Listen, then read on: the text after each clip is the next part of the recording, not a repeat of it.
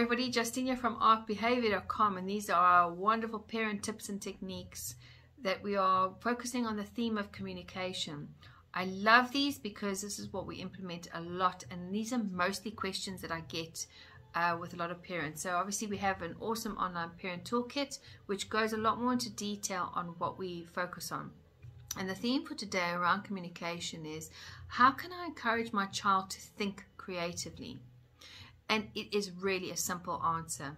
To think creatively, your child is viewing what you are doing. And the one thing that I see every single parent and staff members when I'm working with them do is they say, oh, that's lovely that you can draw, that I can't draw. There's no ways I could ever draw.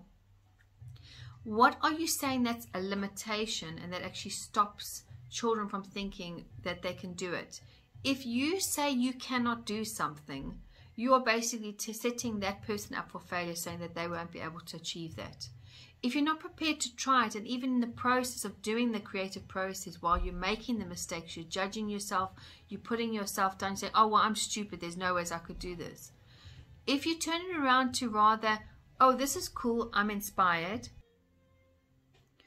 The other thing that I notice is that parents themselves are not becoming creative. So if you're not sitting with your children, actually giving yourself the permission to be creative, to do a pointless exercise without an outcome, whether you're creating and cooking or whatever you're doing, but you yourself, it's so wise to do the creativity yourself.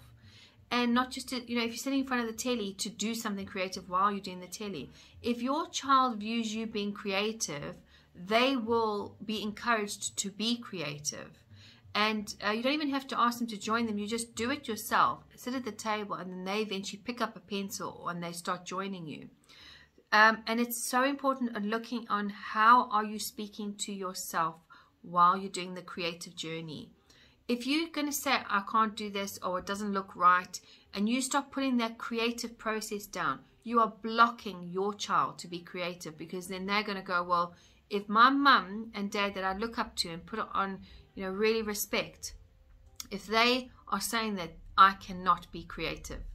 So please look at now, when you're doing creative activities, first of all, you do them and you celebrate how you've enjoyed that moment and how you talk to yourself. Very, very important. And that way your children are going to start working with you as a team.